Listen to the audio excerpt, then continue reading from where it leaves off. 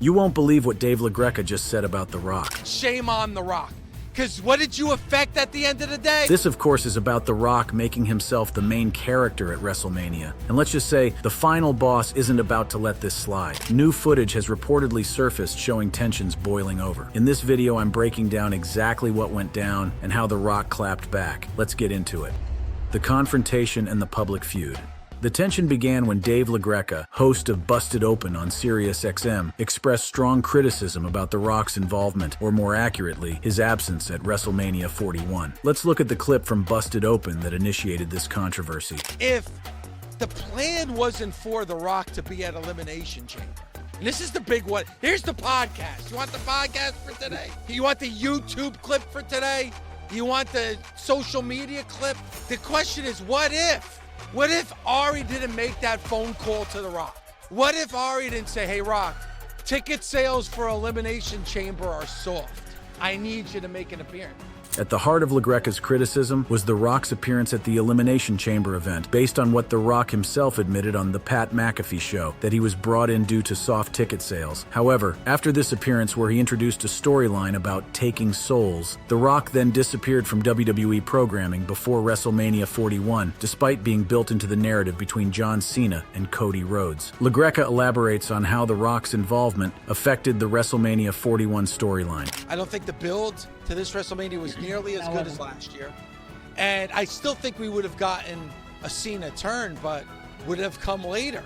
Would it have been different? Absolutely would have been different, because The Rock said on Pat McAfee that, yeah, you know, I didn't want to make it about their souls. But everything you said leading up was about their souls. This point hits on something crucial, the narrative inconsistency that occurred when The Rock introduced a storyline element at Elimination Chamber, then later dismissed it, creating confusion for fans and performers alike. For those who might not be familiar with Dave LaGreca, he's established himself as a significant voice in wrestling media since launching Busted Open in 2009. The show airs Monday through Saturday from 9 a.m. to noon ET on SiriusXM Fight Nation, making it the only live, daily professional wrestling talk show worldwide. LaGreca earned his credibility through his encyclopedic knowledge of wrestling history and insightful interviews with legends like Triple H, Vince McMahon, Ric Flair, and Shawn Michaels. What distinguishes LaGreca is his unfiltered, passionate approach to wrestling commentary. He's not just analyzing techniques and storylines, he's emotionally invested in wrestling's narrative integrity. In this clip, LaGreca explains the tangible negative impact of The Rock's involvement. I will say this with 100% confidence. Cody Rhodes is not as good of a place as he was before Elimination Chamber. I will say this with 100% confidence. John Cena is not as good of a place now as he was before Elimination Chamber.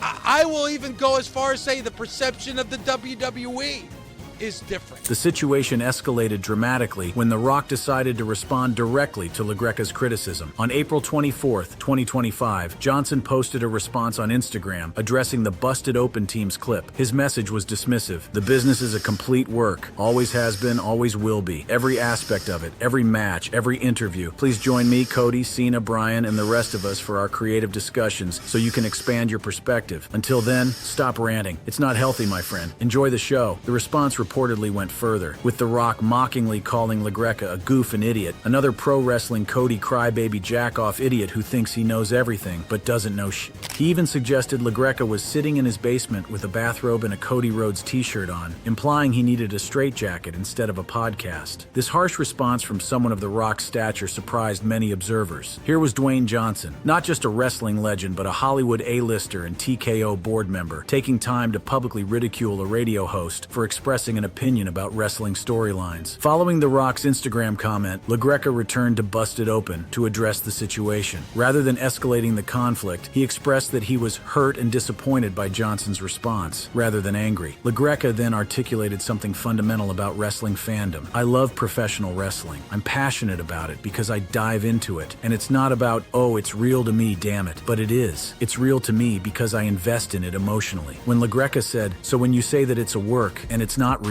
then what are we doing here? What are we doing? He was articulating a question that resonates with many wrestling fans. What is the purpose of wrestling if not to create emotional investment despite its scripted nature? LaGreca also took issue with The Rock's inconsistent storytelling approach. But then The Rock just said to Pat McAfee, hey, you know what?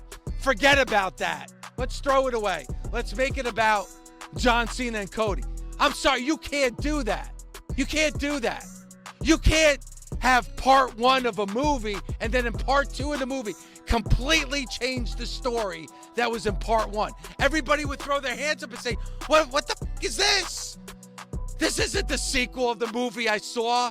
What am I seeing here? The story's completely different.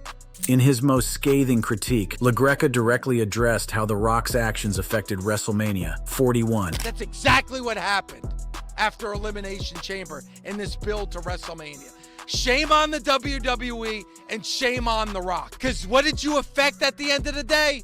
You affected Cody Rhodes and you affected John Cena. The Rock tried to ruin Cody Rhodes at WrestleMania 40, and he may have succeeded at WrestleMania 41. You want to make fun of the Cody Crybabies? The Cody Crybabies, Rock, saved your at WrestleMania 40. Saved your... LaGreca concluded with a devastating assessment of WrestleMania 41's conclusion. You cut us off at the knees, you cut off our balls at WrestleMania 41, and you got what you got. You got what you got, pal.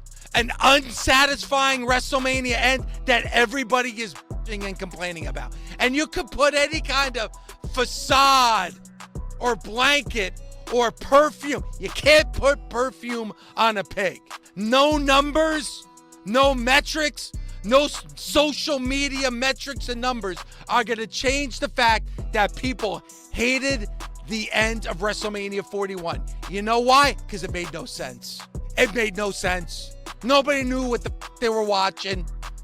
Nobody cared, and nobody liked it. That's the bottom line. This clash between LaGreca and The Rock reflects a fundamental tension in professional wrestling. Is it simply a work to be consumed as entertainment, or does it carry deeper meaning through fan emotional investment? The Rock's position, that wrestling is a complete work, represents a corporate, sanitized perspective. LaGreca's position champions the fan investment that makes wrestling meaningful despite its scripted nature. The public response to this exchange has been divided, with some supporting Johnson's perspective that LaGreca was taking wrestling too seriously, while others rallied behind LaGreca as a voice defending passionate fan engagement against corporate dismissal. This exchange wasn't just about a disagreement on WrestleMania storylines, it highlighted the evolving relationship between wrestling companies and their audiences. However, this isn't the first time The Rock has found himself at the center of controversy, with several recent incidents causing fans to question his authenticity, both within and outside of wrestling. The Rock's history of controversies.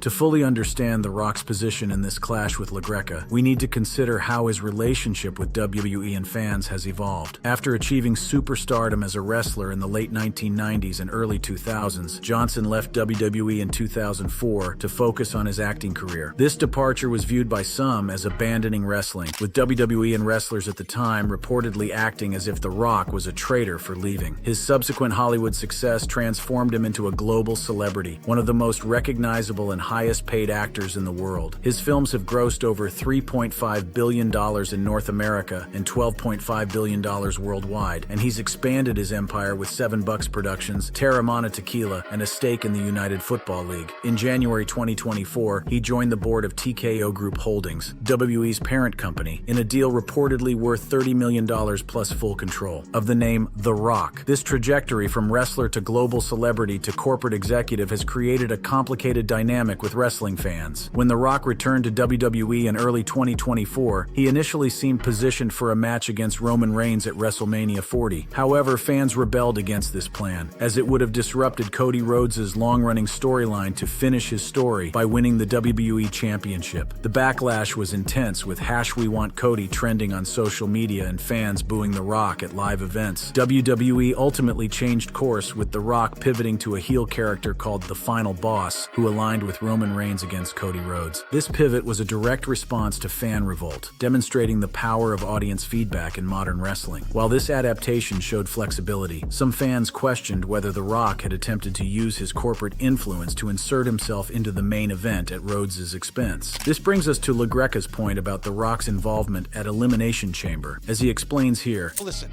there's a lot of different directions we can go in with this conversation. Because first of all, I think it's all bull. I think you're changing the story for WrestleMania because of 8 or 9,000 tickets. Because that's pretty much the difference that it made for having The Rock appear at Elimination Chamber. 8 or 9,000 tickets. And we never saw him again after that. Never saw him again. So you changed the whole course, the whole main event story for soft ticket sales. The Rock's wrestling controversies extend beyond WWE. In recent years, he's faced multiple challenges to his public image in Hollywood as well. One of the most significant controversies occurred on the set of the film Red One 2024, where Johnson was reportedly chronically late to filming, sometimes by hours, and engaged in unusual habits like urinating in water bottles. These behaviors allegedly contributed to a $50 million budget increase. When confronted about these allegations in a GQ interview, Johnson admitted to some of the behaviors, but disputed their extent, dismissing much of the reporting as bull.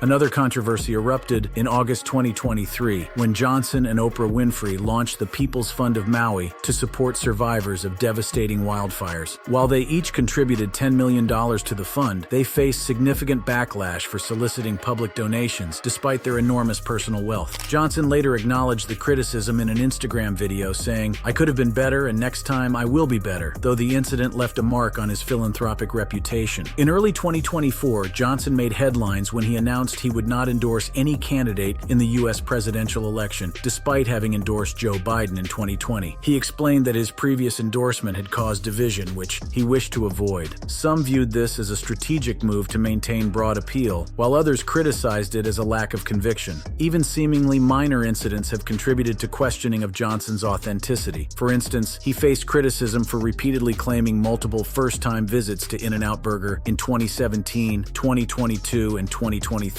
Despite evidence contradicting these claims. YouTuber Moisker1 Tikal highlighted this pattern in a video titled "He Keeps Lying," which garnered millions of views. Collectively, these controversies have contributed to what some see as a more calculated, corporate, and less authentic public persona, a far cry from the charismatic people's champion that wrestling fans fell in love with in the late 1990s. This context is crucial for understanding The Rock's dismissive response to LaGreca. From Johnson's perspective as both a Hollywood star and corporate executive, wrestling might indeed be just a work, a business venture and entertainment product, rather than an emotionally significant narrative. This view stands in stark contrast to LaGreca's perspective that wrestling, while scripted, carries genuine emotional weight. The clash with LaGreca also reflects The Rock's complex relationship with criticism. As a global superstar accustomed to adoration, direct criticism from within the wrestling community, especially regarding his corporate role and creative decisions, might strike a particularly sensitive nerve. This isn't the first time The Rock has responded strongly to critics. During his wrestling career, he was known for his scathing verbal takedowns of opponents and hecklers. What's different now is his position of enormous power and influence, which creates an imbalance when he directs that same intensity at someone like LaGreca, who holds significantly less institutional power. The Rock's position on the TKO board has also created unique tensions. His dual role as corporate executive and occasional performer raises questions about conflicts of interest. When he uses his influence to affect storylines he may appear in, it blurs the line between business decisions and creative choices. This was evident at WrestleMania 40, where fans perceived his initial positioning as an attempt to leverage corporate power for personal spotlight. His comments following WrestleMania 41 further fueled this perception. When he appeared on The Pat McAfee Show and suggested he would have adjusted and finessed aspects of the event, many interpreted this as publicly criticizing Triple H's creative direction. This pattern of involvement, followed by criticism without accountability, is precisely what sparked LaGreca's frustration. There's also a generational component to these tensions. The Rock rose to prominence during the Attitude Era, when WWE embraced shock value and rapid storyline shifts. Today's product under Triple H emphasizes more coherent long-term storytelling. The Rock's approach to the John Cena-Cody Rhodes storyline, introducing elements then abandoning them without explanation, reflects an older style of wrestling narrative that many contemporary fans find unsatisfying. These various controversies have created a situation where a growing segment of fans have begun to turn away from Johnson, challenging his once unassailable image as the people's champion. This shift in perception isn't universal. Johnson remains enormously popular globally, but within the wrestling community, his standing has become more complicated. The LaGreca incident thus sits within a broader context of evolving perceptions of The Rock as he navigates his position as a global celebrity, corporate executive, and occasional wrestler. His dismissive response to LaGreca reinforced concerns about his disconnect from the emotional investment that defines modern wrestling fandom. fandom. This clash also reveals deeper shifts in the relationship between wrestling companies and their fans in the social media age, with LaGreca's perspective highlighting a broader change in how wrestling is consumed and discussed by its audience. The changing dynamics of wrestling fandom.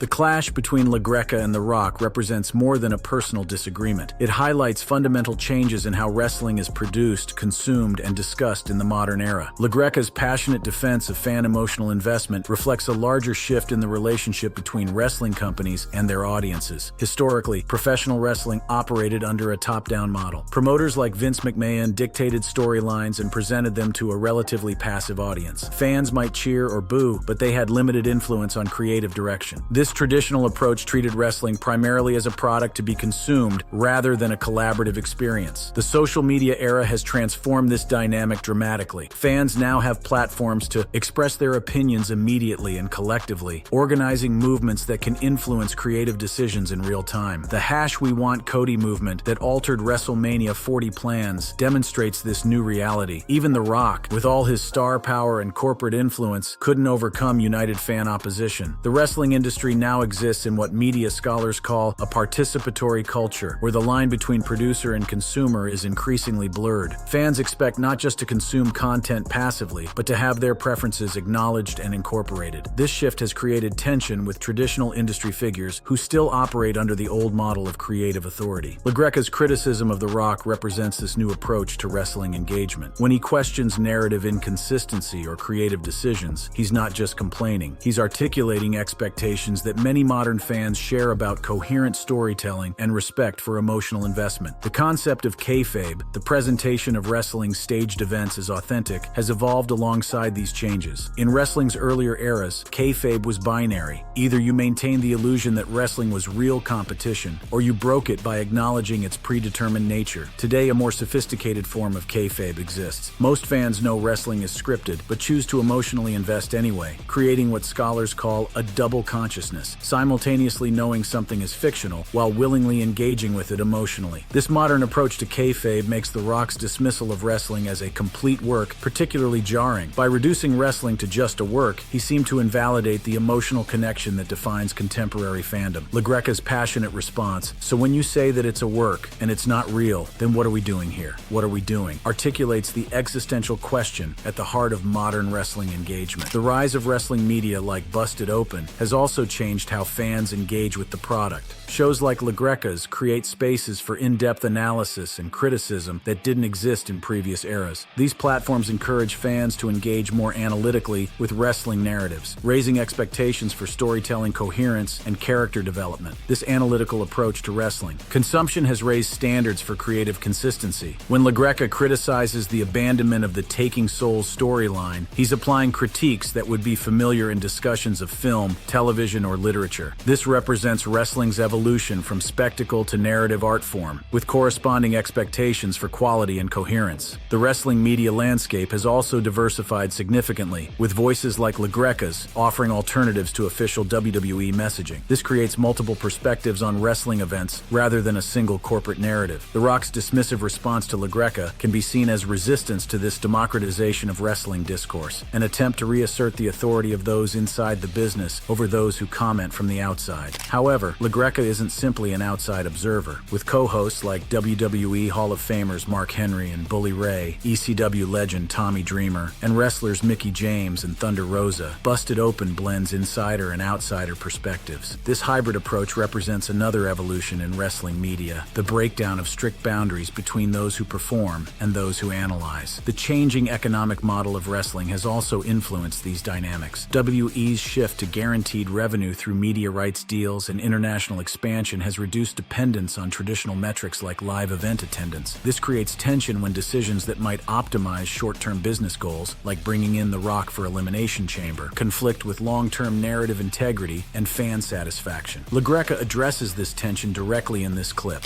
Not what we think, it's how much money they make. And Dave, like, you'll hear the numbers of, I guess it was the most viewed or talked about thing on social media, over 1 billion people on something. That's money generated. Those are commercials on your just Instagram alone. It's a whole business, right? I saw nothing but John Cena merch This highlights the conflict between business metrics and fan satisfaction, a tension that defines much of modern wrestling. While WWE can point to social media engagement, merchandise sales, or global reach as signs of success, LaGreca argues that these metrics don't erase fundamental narrative failures. The Rock's corporate role on the TKO board exemplifies another significant shift in wrestling: the increasing corporatization of an industry that once operated more like a family business or carnival attraction. WWE's 2023 merger with UFC under the TKO Group Holdings umbrella and subsequent partnership with Netflix represents wrestling's full integration into mainstream entertainment conglomerates. This corporate structure creates new tensions in how wrestling stories are told. Corporate logics prioritize risk management, predictable returns, and global scalability, sometimes at the expense of creative risk-taking or regional specificity that previously defined wrestling. The Rock's approach to the WrestleMania storyline, appearing for a single event to boost ticket sales, then disappearing, reflects this corporate mindset. LaGreca's criticism points to the limitations of this approach. By prioritizing short-term business metrics over narrative consistency, WWE created a WrestleMania conclusion that failed to satisfy fan expectations. As LaGreca forcefully states, You cut us off at the knees, you cut off our balls at WrestleMania 41, and you got what you got. You got what you got, pal. An unsatisfying WrestleMania end that everybody is bitching and complaining about. And you could put any kind of facade or blanket or perfume. You can't put perfume on a pig. This statement encapsulates a fundamental truth that corporatized wrestling sometimes overlooks: that wrestling's success ultimately depends on emotional investment from fans who care deeply about narrative satisfaction. The clash also reflects tension between wrestling's global commercial aspirations and its roots as an art form that creates meaningful connections with audiences. The Rock represents wrestling's commercial success, its ability to create global stars and generate billions in revenue. LaGreca represents its emotional core, the passionate investment that distinguishes wrestling from other entertainment forms. These perspectives aren't necessarily incompatible. Wrestling can simultaneously be a global business and an emotionally resonant art form. The most successful periods in wrestling history have balanced these aspects, creating financially successful products that also satisfied fans' emotional expectations. The key question raised by the LaGreca-Rock clash is whether current corporate structures allow for this balance. Can wrestling maintain its unique emotional